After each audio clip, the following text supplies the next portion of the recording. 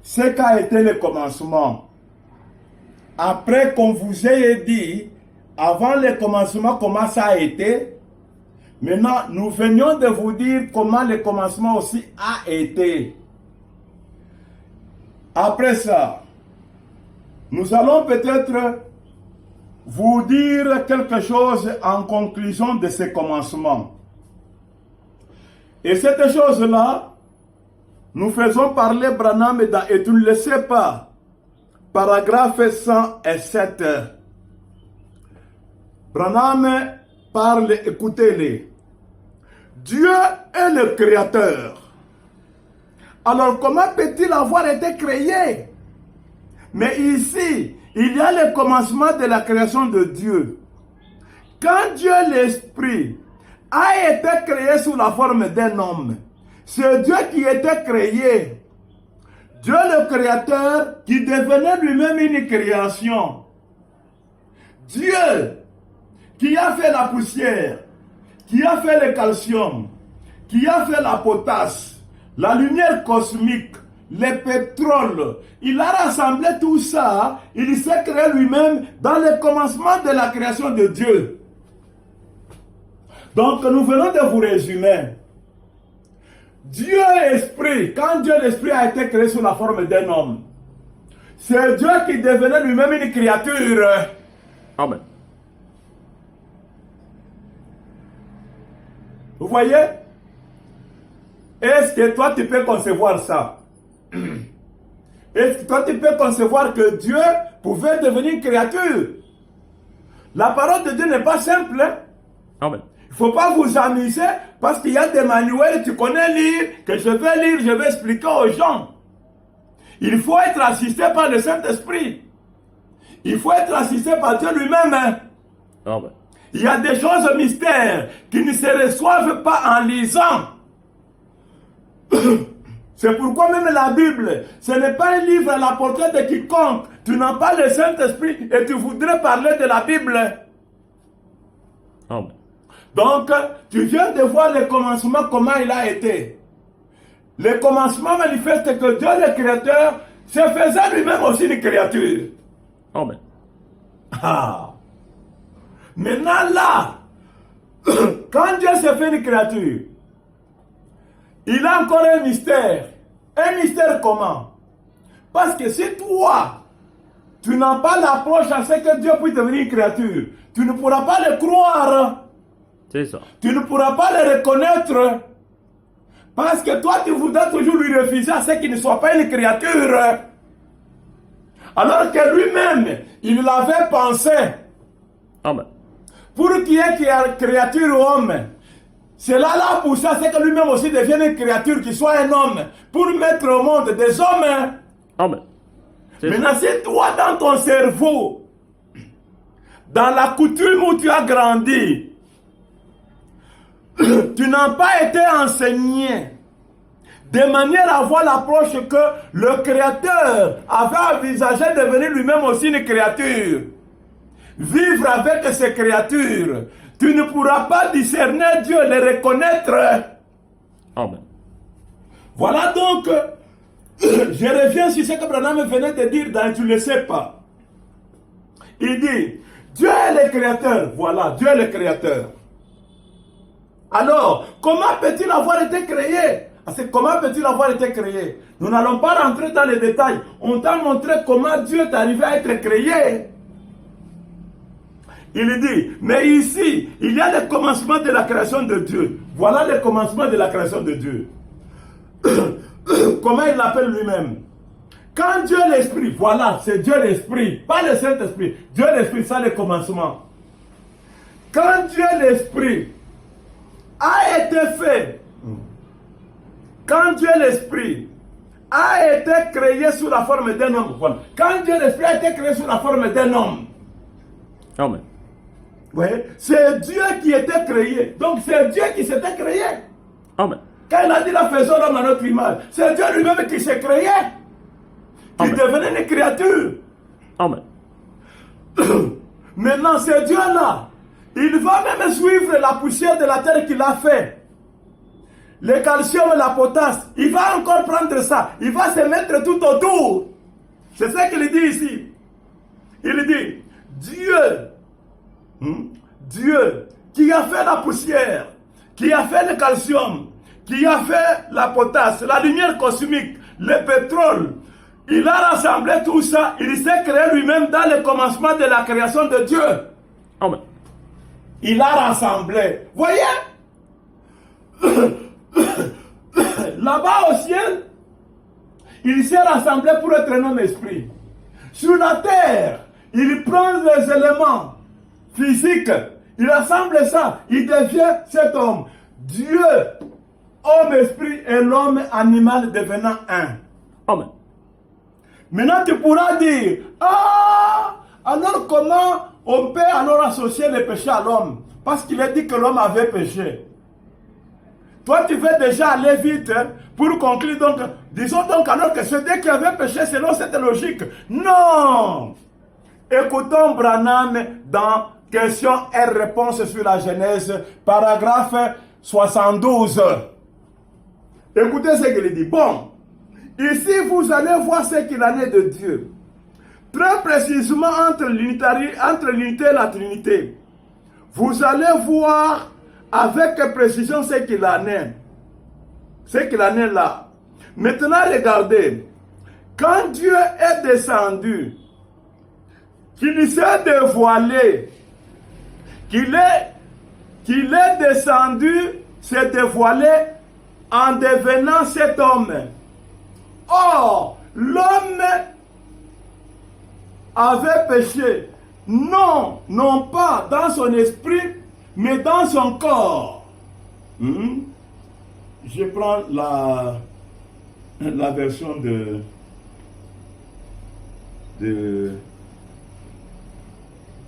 je prends la version des Suisses. Hein. Ce n'est même pas la version de Shekinah Tabernacle. Je ne sais pas, ça c'est quelle version? Oui. Donc, paragraphe 72. Écoutez ce que Branham dit. Bon, c'est exactement ici que Dieu intervient. Et c'est précisément entre l'unitarisme et la Trinité que vous trouverez immédiatement la chose. Regardez maintenant. Quand Dieu s'abaissa, se dévoila jusqu'à descendre vers cet homme. Maintenant, l'homme ne pécha pas dans son esprit, mais plutôt dans son corps, à cause du désir sexuel, à cause de la passion. Alors quand il pécha, il se sépara de son Créateur. Amen. Vous voyez, le paragraphe 72 de question-réponse sur la Genèse dit que quand l'homme a péché, ce n'était pas l'homme à l'intérieur, à l'image de Dieu qui avait péché. Celui-là qui était Dieu lui-même. L'homme qui avait péché, c'était l'homme tabernacle. L'homme épouse. Amen. L'homme épouse qui a fait sur son être le sexe. Alors, l'homme épouse a péché par le désir sexuel en désirant le sexe. L'homme épouse a péché par la passion. Voyez? La convoitise. L'homme terrestre, l'homme animal, l'homme bête a péché. Et quand il a péché, il s'est séparé. Amen.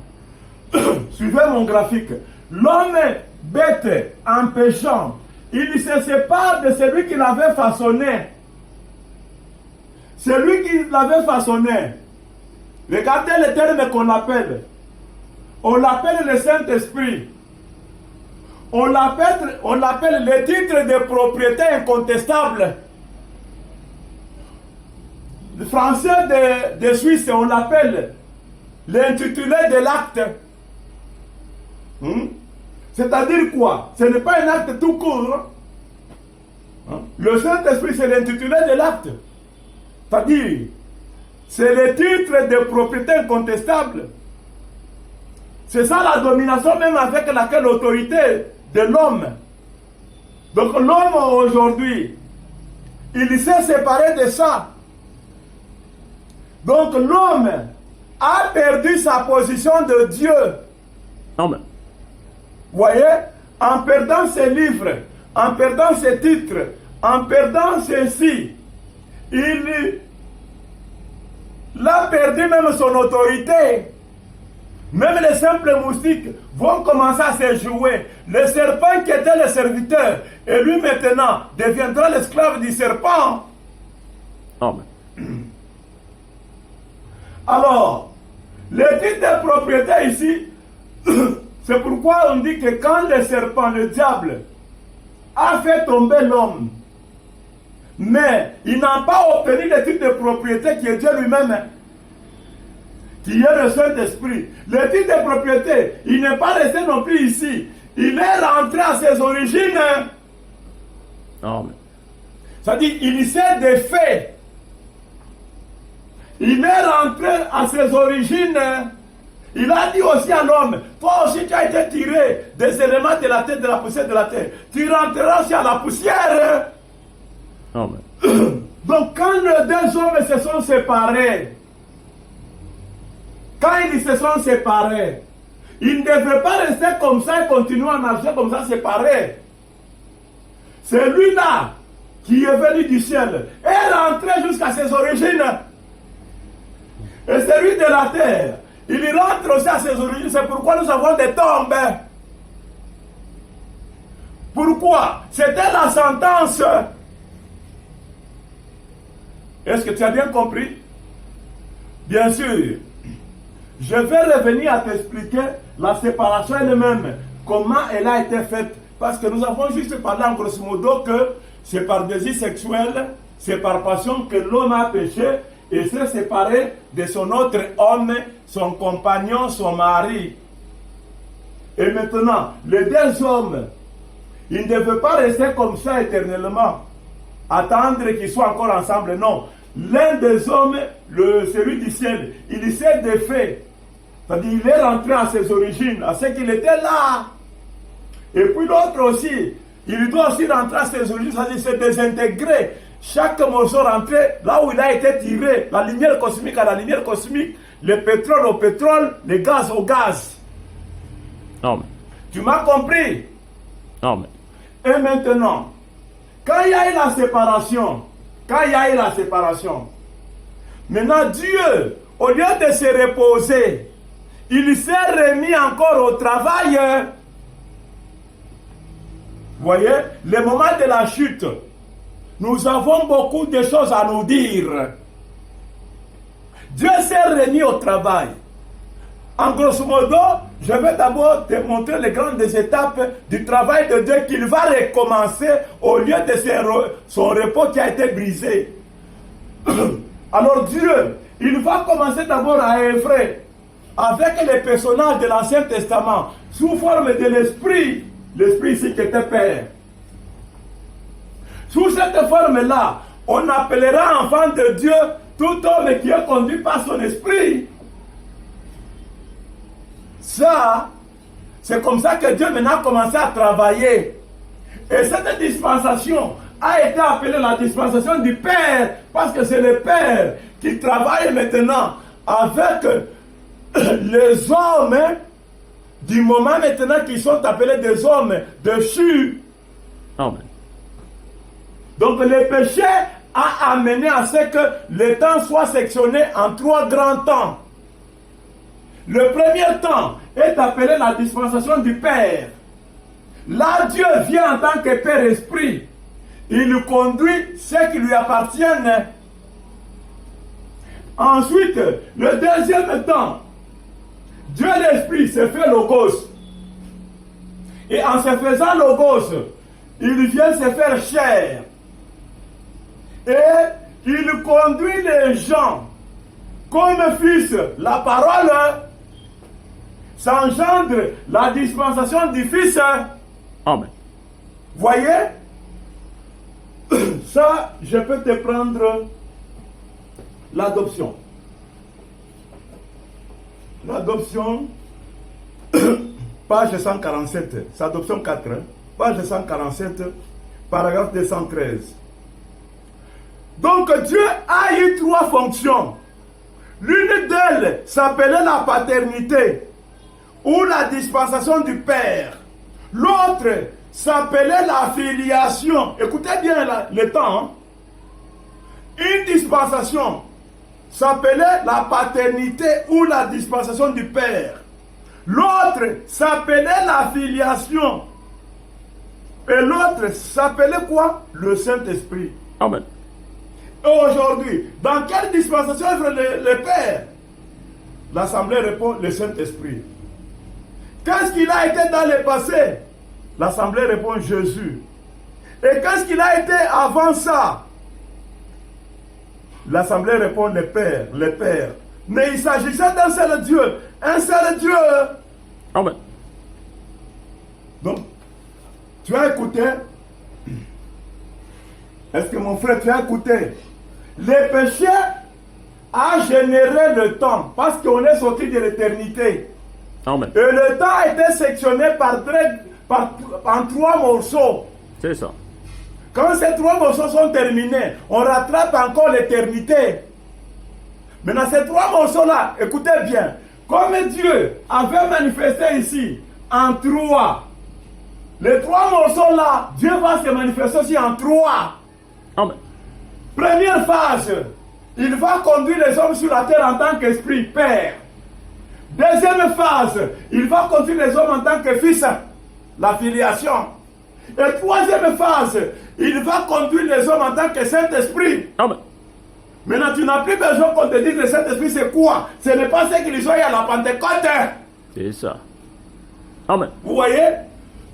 Donc, 3 moments forts, hein, qui ont été générés par la chute. Amen. La chute de l'homme a obligé Dieu à travailler dans 3 temps différents, de différentes manières. C'est-à-dire, premier temps, il travaille en tant qu'esprit. Deuxième temps, il travaille en tant que parole. Troisième temps, il va travailler en tant qu'homme, esprit, ange du Seigneur. Amen. Vous voyez? Ici, la parole avait été faite de chair. Et puis, le Saint-Esprit aussi doit être fait chair. Regardez, les 7 sceaux, 526 pages. 526 pages, paragraphe 393, 393. Père Céleste, c'est une prière. Par ta glorieuse présence qui est ici, le glorieux Saint-Esprit, c'est lui dont nous avons la photo, c'est lui dont nous lisons dans la Bible. Il est présent ici même maintenant. Il se révèle à travers la chair humaine. Amen. Vous voyez? Ce n'est pas le Saint-Esprit qu'on a reçu à Pentecôte qui est en langue de feu. Ici, c'est le Saint-Esprit fait chair. Amen. C'est-à-dire homme-esprit qui tabernacle dans un homme. Gloire à Dieu. Vous voyez? Tout le temps, il ne s'agit pas de deux différents. Le même Dieu. C'est ça. S'il a été fait chair dans le Fils, aujourd'hui, il est fait chair en tant que Saint-Esprit. Amen. Vous voyez? Le même Dieu, pas la troisième personne. Hein? Le péché a généré 3 moments forts. Amen. La première dispensation du Père, c'était la loi. La deuxième dispensation, c'était la loi spirituelle. C'est-à-dire la loi pour l'homme spirituel. Et le troisième temps, il n'y aura pas de loi. Pourquoi? Parce que les gens qui sont sauvés, ils sont sauvés parce que leur nom est dans les livres. Amen. Dieu avait juré par lui-même qu'il ne ferait plus l'alliance avec l'homme, parce que l'homme ne respecte pas les alliances. Maintenant, s'il va sauver l'homme, il va le sauver seulement sur base de celui qu'il a créé, qu'il a connu, qui a mis son nom dans les livres. Amen. Alors on le sauve tel qu'il est. Le reste, c'est un secret de Dieu lui-même comment faire de cet homme. Il ne va pas demander à l'homme de faire quelque chose. Amen. Donc ici, Dieu sauve l'homme parce qu'il est trouvé dans les livres. On ne lui demande rien. Amen. L'histoire de oh, sanctifie-toi, oh, vis la loi. C'est terminé. Gloire à Dieu. Hein? C'est pourquoi il faut comprendre le message de chaque époque et de chaque âge. C'est ça. C'est très important. Vous direz, Branham a dit. Branham, il est 2 fois. En tant que messager, et aussi en tant que tabernacle racheté dans lequel maintenant le Saint-Esprit a été fait chair. Amen. Voyez? Maintenant, en tant que tel, nous allons y arriver. Ici, nous parlons juste pour vous montrer d'abord ce que le péché, la séparation a entraîné. Amen. On va y arriver. Je crois que vous êtes attentifs et que vous avez l'intelligence. Là où vous sentez que ça cloche, réagissez immédiatement. Faites voir. Pas par une citation. Les citations vous embrouillent. Par une logique. Amen. Montre une logique dans laquelle on comprend que tu as reçu la vérité. Amen. La logique, elle te dit, si c'est le plan de rédemption. Dieu qui avait créé sa création, qui a utilisé Jésus comme moyen de rachat, et qui rachète ce qui était perdu. Il ramène ça. Voilà la logique. Amen. Maintenant, si toi, tu as une citation qui ne se cadre pas avec la logique, garde-la, même si elle vient de Jésus, même si elle vient de Branham, garde ça pour toi. Amen. Le livre qui a été offert de cette société, c'est un livre de rédemption. Amen. La Bible elle-même, c'est un livre de rédemption. Amen. Rédemption, ça signifie quoi? Ramener ce qui était au début. Amen. Voyez? Et toi, quand tu parles, quand tu vas fouiner et trouver une citation, il faut trouver une citation qui va avec la logique de la Bible. Amen. Il ne faut pas m'amener un Dieu qui ne tient pas debout, qui n'est pas dans la logique. Nous sommes dans la dimension de Dieu le Saint-Esprit. Dieu le Saint-Esprit. Mais toi, tu vas m'amener une histoire de Dieu le Fils. Vraiment. Ou tu vas m'amener une histoire de Dieu le Père. Ça ne marche pas. Amen. Voyez? Ici, le Père, c'est Dieu qui avait tabernaclé, un tabernacle créé qui était saint. Et ce tabernacle, au lieu de demeurer comme ça éternellement, il s'est souillé. Dieu est revenu créer un autre tabernacle. Il était aussi saint. Dieu a tabernaclé là-bas. Il a utilisé ce tabernacle comme sacrifice. Pourquoi? Pour racheter le tabernacle qui était souillé. Amen. Et maintenant, si la divinité doit tabernacler, il faut que ce soit dans la logique du tabernacle qui a été souillé, qui est purifié. Amen. Donc, ça doit être un homme qui dit je suis sauvé. Amen. Mais tout en étant Dieu, mais il dit j'ai été sauvé. Amen. Gloire à C'est Dieu. la divinité d'aujourd'hui. Gloire à Dieu. Il doit être dans un tabernacle qui a été ramené. C'est ça. Parce que Dieu lui avait fait la promesse de je te ramènerai. C'est ça. Il ne faut pas m'amener une citation qui dit le contraire. Ça, c'est ton Dieu à toi, garde-le dans ta poche. Alors, je pense que nous sommes en train de voir le plan de rédemption qui a été scellé par les sept sceaux. Quand il est ouvert, pour celui qui est spirituel, à qui Dieu a fait grâce, il comprend ce plan de rédemption. Gloire à Dieu. Merci Seigneur. Donc, ici, nous sommes en train de parler de la parole de Dieu, pas d'une philosophie. Amen. Pas de l'étude philosophique ou étude théologique. Ce n'est pas l'étude d'une langue, hein. L'arménien ou l'hébreu, ça n'a rien à y faire. Dieu n'a pas de langue. Amen. Dieu, lui, c'est la vie. Amen. Quand il parle de livre, c'est un homme. C'est ça. Jésus avait été le livre de vie. Branham est le livre de vie de l'agneau. Gloire à Dieu. Voyez? Donc, Dieu n'est pas comme vous les humains. Oh, les mots. Quel mot? Quand d'ailleurs on a voulu connaître son nom, il a donné des consonnes qui ne se prononcent pas. Hein? Quel nom? Hein? Dieu n'a ni langue ni quoi que ce soit. Dieu est Dieu. Ce sont des histoires des hommes. Alors, ici, si tu veux venir avec l'histoire de Dieu, il faut me montrer la vie qui prouve la logique. Amen. Mais moi, je vais te prouver. Je n'en suis pas encore là. Attendez un peu. Que je vous lise un peu quelque chose ici.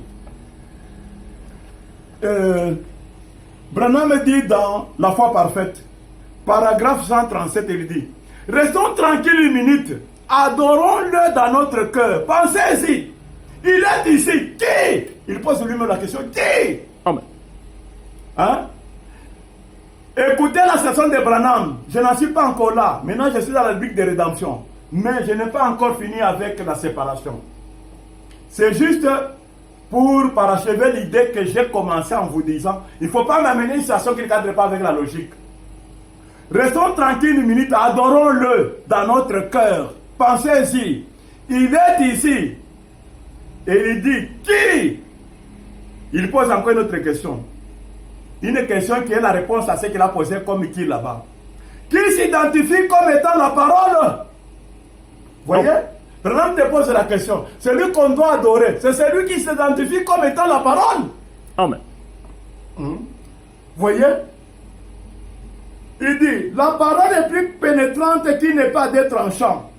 Elle discerne même les intentions. Elle a identifié que Jésus était le Messie hier.